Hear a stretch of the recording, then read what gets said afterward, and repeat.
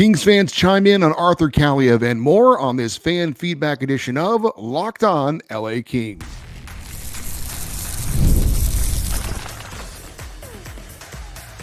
You are Locked On Kings, your daily podcast on the Los Angeles Kings, part of the Locked On Podcast Network, your team every day. Hey, Kings fans, welcome to Locked On LA Kings, part of the Locked On Podcast Network, your team every day. Thanks for making Locked On LA Kings your first listen every day. We are free and available wherever you get your podcasts. We'd love you to leave us a positive comment on Apple Podcasts if you're a fan of the show. And we're on YouTube. Please like and subscribe if you're enjoying this content. I'm Eddie Garcia, your host of Locked On LA Kings. I've worked in sports media for the past 30 years, 20 plus years at the Fox Sports Radio Network, also co-host of the Puck Podcast, a weekly NHL review show that's been putting out content for the past 18 years, and a passionate LA Kings fan for over 30 years. Today's episode is brought to you by Gametime. Download the Gametime app, create an account, and use the code LOCKEDONNHL for $20 off your first purchase. Terms apply. Well, not any Kings news to share with you on this Friday, and that means we go right to your emails, and we start with some emails on one of the topics we had this week. Matter of fact, it was the opening topic on our Monday show for the week, and that was the Kings and Arthur Kaliyev and where this situation is going to resolve. What are the chances he could stay with the team? Are they going to trade him? What are they going to get for him? And so on and so forth. How did they find themselves in this position with a player that looked to have a lot of promise when they drafted him in the second round a few years ago? Our first email comes from Andy. He's in Guelph, Ontario, and he says, another great week of listening. Thank you, Andy. He says, really enjoyed the episode on Arthur Kaliyev and the next steps. I watched Kaliyev's path a bit with Hamilton when they played Guelph in junior. He's always been a pure shooter and has a nose for the net, and I was huge on him coming out of junior. Clearly, the player needs to own some responsibility. However, I do believe the Kings' push to contend injured his development. As a fan, you always want the team in the playoffs. However, making it that first year against Edmonton and going to Game 7 changed the path forward. It accelerated the need to have more veterans and not tolerate the growing pains of youth, and this forced Kaliyev down out of the lineup. I wish they would have committed to a top 9 role for him regardless of the pains. However, here is where we are. I wish they would commit to him again, but I have a feeling it's too far gone now. What are your thoughts on compensation? Do you prefer picks over a player? I think a pick is more likely now. I'll be going to the game in Toronto on October 15th. Hope to get my hands on a new jersey before then. Thank you for that email, Andy. Hope you have a great time at that Kings-Leafs game on October 15th, the day before my birthday. I've gone on the road to see the Kings in a few places, obviously Anaheim, San Jose, Vegas, some in Chicago. I would love to go to some more Kings road games. I think certainly Seattle would probably be the most likely destination. Utah certainly could be an option. I had thoughts of going to Arizona at some point, but that never happened. But seeing the Kings play on the road is a lot of fun. So I hope you have a great time. I know it's because they're coming to you, not necessarily you going to them on the road, but still. Great stuff on Arthur Kaliyev. I agree with a ton of what you said. I do think that the Kings' patience or their plan on being patient with a player like Kaliyev kind of got pushed to the wayside because they felt that they were closer than maybe they actually were. I completely agree on that. I also agree that they should have stuck with the plan with him and been committed more to him. But I do also, unfortunately, agree with you. It does seem like at this point it's too far gone for there to be a reconciliation. I hope I'm wrong, but we shall see. As far as the compensation that you asked about a pick or a player, personally, because of the Kings' lack of depth at the forward position going into this season, I would love to see the Kings get a player in return, maybe someone from your area, Nick Robertson, who we talked about for the Toronto Maple Leafs, a swap for him. But we'll see. I personally would prefer getting a player in return, but I have a feeling it's probably going to be a pick instead. Keeping with the Arthur Kaliyev theme, this from Scott in Simi Valley. He says, I want to talk about Arthur Kaliyev as there are several articles right now with trade speculation with Boston and other clubs, and many of us are still wondering what is taking so long if he's on the trade block. Personally, I'm not a huge Kaliyev fan, but he does have size and a hard shot. Perhaps with the Kings trying to change their culture to being tougher to play against, there is room to give Artie another try. Barring that, I have to wonder what Rob Blake was thinking when in his postseason presser, when he stated to the whole world that Kaliyev didn't help us at all last season. This is not exactly a great way to preserve a player's trade value. Blake is usually pretty good at masking his feelings about a player and him being unhappy with them. But what a blunder to trash Kaliyev like that. Speaking of change of the team's culture, I'm wondering about the use of Andreas England and a new reign signing, Tate Singleton, which caught my eye. With England signing for another year, if the season does not go well or if there are injuries to our wingers, maybe the Kings should use him at forward. I know he'd be lost out there at first, but if we aren't a contender, at least you're building the culture Blake seems to be looking for. And I don't think teams would be wise to rough up the Kings youngsters either. Clark and Turcotte would be able to focus on their games more as a result. I know it's a crazy idea, but winning is part attitude, and I believe our cup-winning teams had strong ones. As for Singleton, he's an AHL player, too small, but I enjoyed watching his goal highlights, and he openly described himself as an energetic pest and a pain to play against. He's got a lot of attitude and says his playing style is like Brad Marchand. He won't be a king, but it's fun to think about maybe us having our own Marchand, minus the face licking, of course. Go Kings, go. That was from Scott in Simi Valley. The idea of Andreas England playing forward is certainly outside the box. I will give you that, but I can't imagine that would be an option in any situation. Sure, he could bring some toughness, but he is, I mean, even for a defenseman, he's has no offensive skills. So putting him up front would be, I don't think that would be a great idea, to be honest with you. Tate Singleton, as you mentioned yourself, he's an AHL guy. The Reign signed him to a contract the other day, so he's not under contract for the Kings. They would have to sign him if they had any thoughts of bringing him up. But I think there would have to be a ton of injuries for him to get a chance with the LA Kings. But I am agreeing with you as far as if he is on the trade block, talking about Arthur Kaliyev. What has taken so long to get this done? I think the only logical explanation is that the Kings have not gotten the compensation that they were expecting for an Arthur Kaliyev. And so they're going to hold on to him until they do so, apparently. And so maybe that does bode well for Kaliyev to get another shot. I mean, if teams are just, and again, I don't know why a team wouldn't be willing to give up something to give Arthur Kaliyev a shot on their team.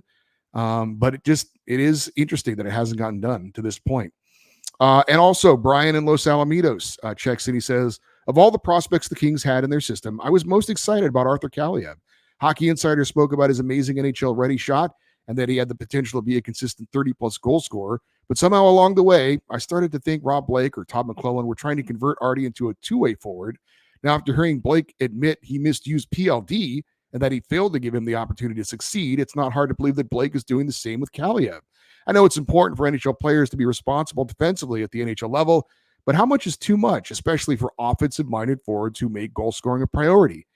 It's hard to know who is to blame more for Kaliyev's lack of production, but I think he should be given the chance to prove himself as a goal scorer, even if it means he's a defensive liability. If I'm not mistaken, during the draft, Kaliyev was projected to go in the first round, but he fell to the second. Do you know why? And lastly, are you planning to buy one of the new Kings jerseys? Go Kings, go. That was from Brian in Los Alamitos. Well, if you watch the show on YouTube, you know that I wear almost every episode a different Kings jersey that I own. I am a hockey jersey nerd. I do love them. And because of this show, it's given me a chance to actually, I don't know if get my money's worth is the right term, but I've been able to wear my jerseys as like wardrobe for this show. So I'm getting more use out of them than I normally would. Anyway, to the question of Arthur Kaliyev, I agree with you as far as the Kings knew what they were getting when they drafted him. And it kind of feels like they have always been wanting to put a square peg in a round hole, in that Kaliyev is what he is. He was an elite scorer at the junior level. And it is like they were trying to make him into something that maybe he wasn't. And I'm not saying that being a responsible defensive player isn't important. And certainly with a team like the Kings, it's something that they have stressed. And I understand that.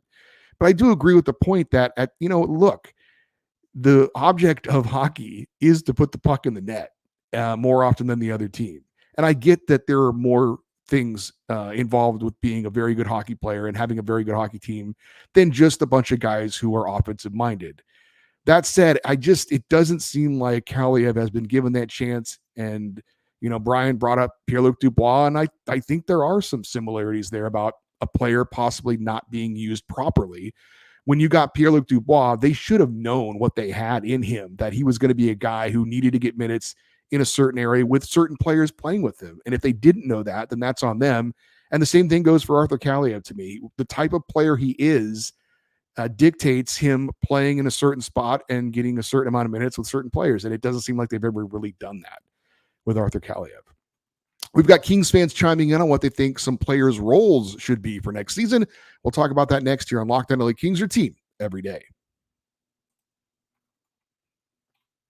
Passion, drive, and patience. What brings home the winning trophy is also what keeps your ride or die alive. eBay Motors has everything you need to maintain your vehicle and level up to peak performance, from superchargers, roof racks, exhaust kits, LED headlights, and more. Whether you're into speed, power, or style, eBay Motors has got you covered. With over 122 million parts for your number one ride or die, you'll always find exactly what you're looking for. And with eBay's guaranteed fit, your part is guaranteed to fit your ride every time, or your money back. Because with eBay Motors, you're burning rubber, not cash. With all the parts you need at the prices you want, it is easy to turn your car into the MVP and bring home that win. Keep your ride or die alive at ebaymotors.com. Eligible items only. Exclusions apply. eBay's guaranteed fit, only available to U.S. customers.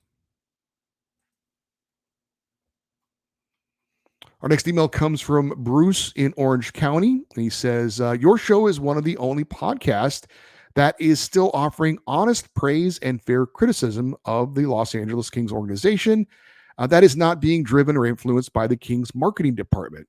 You ask a lot of important, tough questions, and I think you do a really good job giving fair counterpoints to most situations. I don't know why people complain so much and why it's so important for them to be in an echo chamber validating and or reaffirming their own opinions, especially considering a lot of what is discovered on your show and is in the comments section is subjective and or hypotheticals.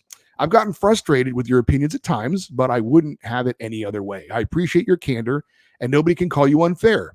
I do wish you were a bit more critical of counter arguments that are really just poor excuses. For example, some argue Pierre-Luc Dubois didn't play well because he was not integrated properly or because he played on the third line. But the idea doesn't have any credibility when you look at a career of third liners that worked hard, like Joel Otto, Steve Kasper, Corey Millen, Jarrett Stoll, and some of the underperforming players that they played with. Not to mention what Jeff Carter did for Toffoli and Pearson to earn second line time on ice because of that 70s line.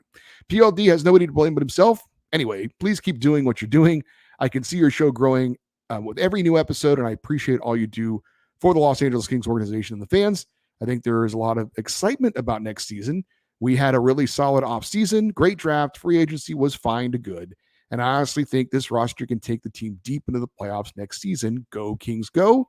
And that was from Bruce in Orange County. Well, Bruce, I appreciate the kind words. You're not going to agree with everybody all the time. And as you said yourself, would you really want that? I try to be fair. I try to be honest as best I can. And, I think that's what people want. I know that there's a lot of negativity out there on social media, and it may seem like, it's just all people being upset and complaining and griping. And there's certainly, there's room for that. And I don't think that that's necessarily unhealthy, but like I said, I'm a pretty optimistic guy. I try to be positive as much as I can. I don't want to sugarcoat things and have my head in the sand, but like you said, I do try to be fair. I try to look at both sides of things and, just give my honest opinions on things.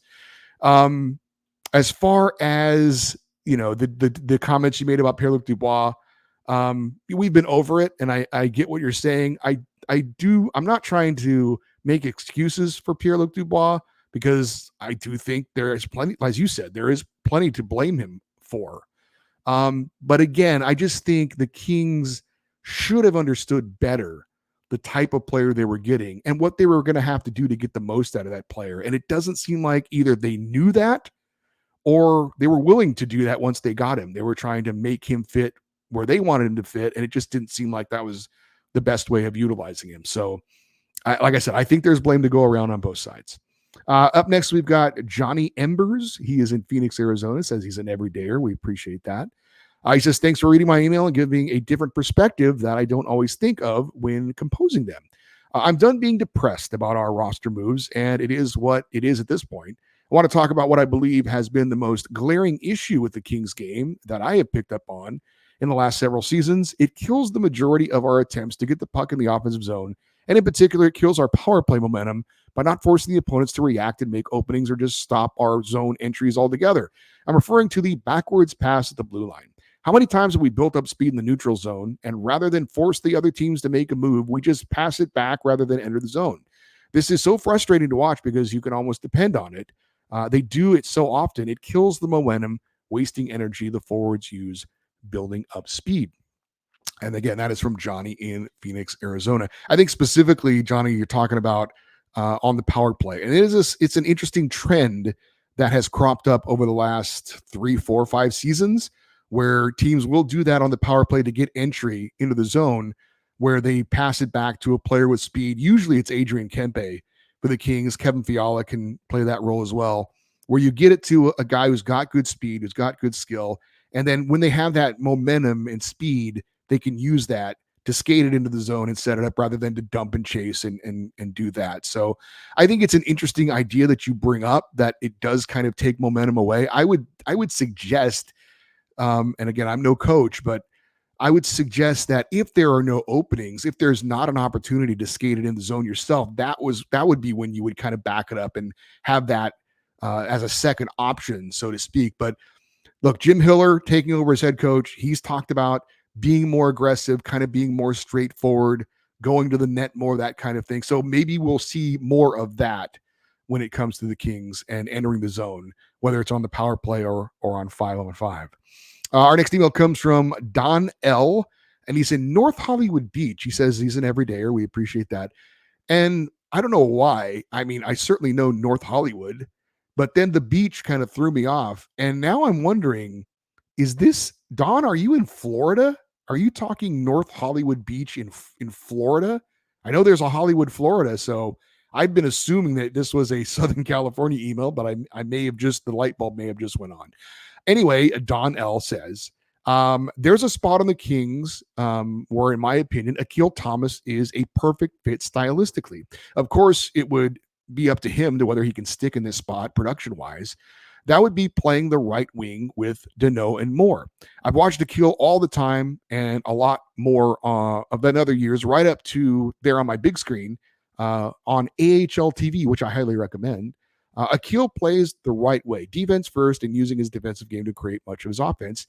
He's smart and makes few mistakes. He would be replacing Arvidsson, and while he's not as explosive or offensively gifted as Arby, he's still a fluid skater with nimble feet and has been better puck handling and shooting skills maybe than many fans realize. Artie is a 50, 60-point scorer. Akil probably more of a 34, 40-point range.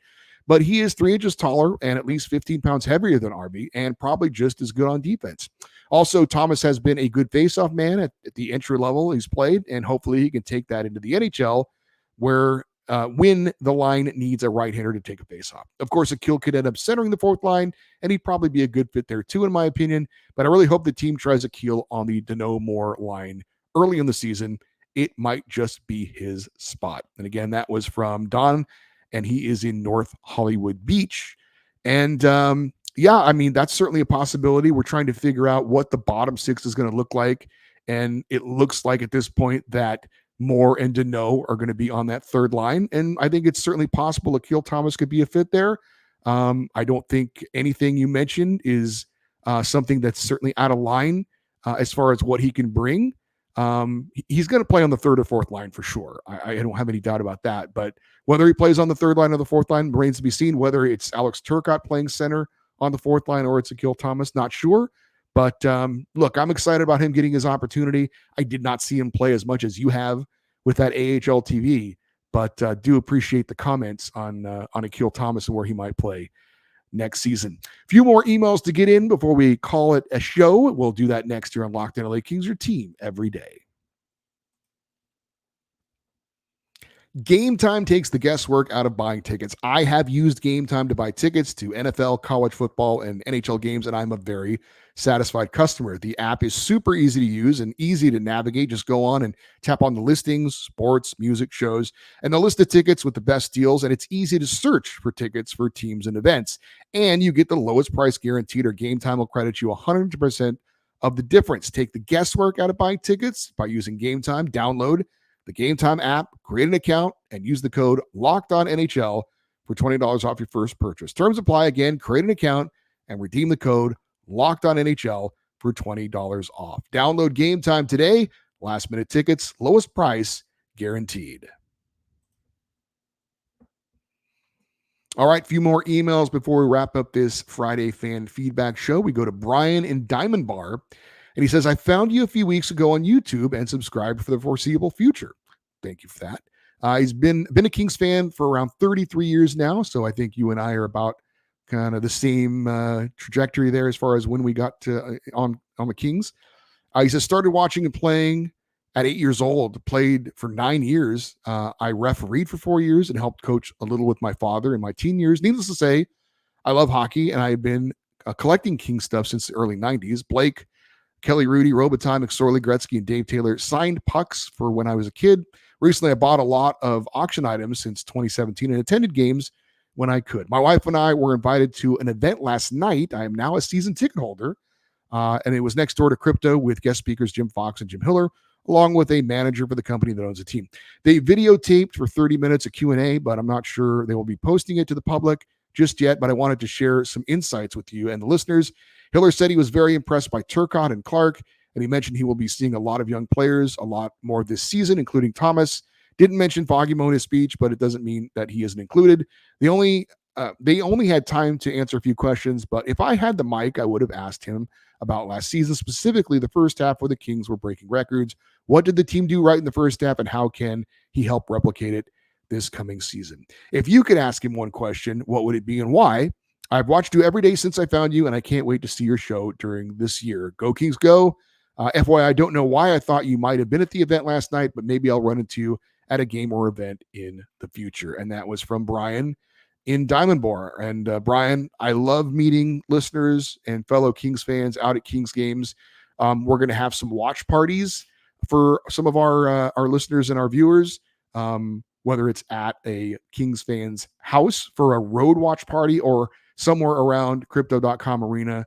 We'll definitely be doing that before the season, during the season. So there's a chance maybe you might want to attend one of those events as well. Anyway, you asked, what would I have asked had I had the mic at that event? And no, I was not at that event, by the way. I think I would have asked Jim Hiller, how are the Kings going to be different next season? What is he going to do that is going to allow us to see what his stamp is on this team? So that would have been my question. Because like I said, this is a chance. The Kings didn't do much to change things up. The additions they made were minor tweaks. I know the young guys are coming in and getting a bigger role, and that's kind of what the big difference is, I guess, this year, especially with the bottom six. But kind of the style of play, what are some of the things we're going to see that we just didn't see last year under him? So that would have been my question. Excuse me. This is Jim and San Dimas checking in. He says, I love Hannah Davey. Well, so do we. So do I. He says, a Kevin Fiala observation from last season. Kevin had the misfortune of being on a line with Pierre-Luc Dubois, somebody who took more penalties than he did, and it took Kevin off the ice. Add in Alex Laferriere, rookie, Arthur Kaliyev, skilled, young, learning and growing, etc. Kevin looks to have learned from the negative penalties as far as what he does to everybody else with his penalties. He tries to be a good teammate. About the time that Hiller took over the team is the time Kevin Fiala became a father. Kevin became one of the more reliable leaders on the team, scoring and having much fewer penalties, if I remember correctly. As some point this offseason, you'll write about Kevin. At some point this offseason, you'll write about Kevin and our hopes for the Kings. When you reflect on Kevin Fiala, please take this observation as a question. Are you seeing this progress also? What would the team look like within this area of Kevin's improvement? Well, it's interesting that you bring this up. Again, that was Jim and San Dimas. I did quickly look into Kevin Fiala's penalty minutes from last season, and you are correct. As the season went along, his penalty minutes went way down. October through January, he had 49 penalty minutes. February through April, he had 14 penalty minutes. So certainly some progress as the season went along for Kevin Fiala in that regard, which you apparently noticed. Look, Kevin is a very skilled player. I like his game a lot. If you watched him at the World Championships this year, he was one of the elite players there. Obviously got named MVP of the tournament. So he's a guy, look, he's played well for the Kings. I'm not dissatisfied with his production or what he's been able to bring, but I still think there's more there. And that's another thing for Jim Hiller, getting the best out of Kevin Fiala, taking him to another level. That would be huge for the Kings going forward. And I'm glad you found the show and appreciate you checking us out. This next email, is this our final email? It is. This is our final email. This is from Jim in Lakewood, and he is a huge Hannah Davey fan.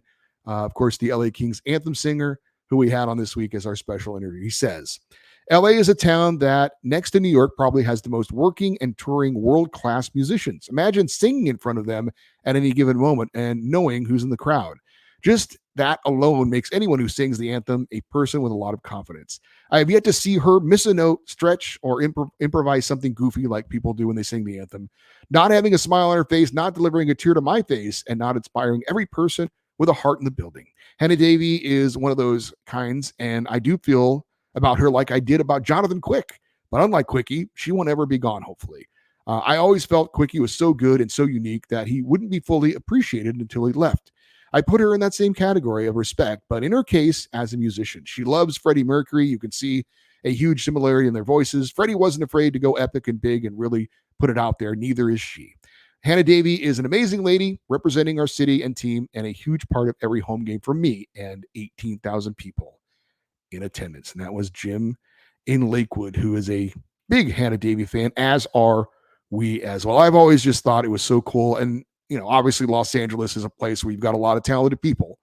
But having a real, true Kings fan and a season ticket holder who also can perform at a high level, sing our anthem, that's pretty cool. I really, really like that. Hey, thank you. I really, really like all of your emails this week. Thank you to everyone who took the time to send an email. Really appreciate it. Obviously, this show is literally not possible without you guys, and hopefully we keep it going forward for the rest of the off season, because we're going to continue to have these shows every Friday. So keep the emails coming, keep the questions coming, keep the comments coming. If you'd like to send an email for next week's show, the email address is lockedoneddie@gmail.com, EDDIE. For you everydayers, those of you that listen and watch Locked On LA Kings every day, we have one more week of our Monday through Friday format, and then we're going to be switching to 3 days a week, Monday, Wednesday, Friday, for about a month, as we're kind of taking a little bit of break to recharge the batteries a bit. And then sometime in early September, back at it 5 days a week as well. So hopefully you guys will be okay with that and stick with the show. We will continue to have, obviously, the fan feedback shows every Friday, every week. So that will not change at all. Want to stay interactive with the show? You can follow us on X, Twitter, and Instagram. We are at Locked On LA Kings. I'm Eddie Garcia. Thank you for listening and watching this episode of Locked On LA Kings, part of the Locked On Podcast Network, your team every day. Have a great weekend. We'll talk to you on Monday. And as always, go Kings, go.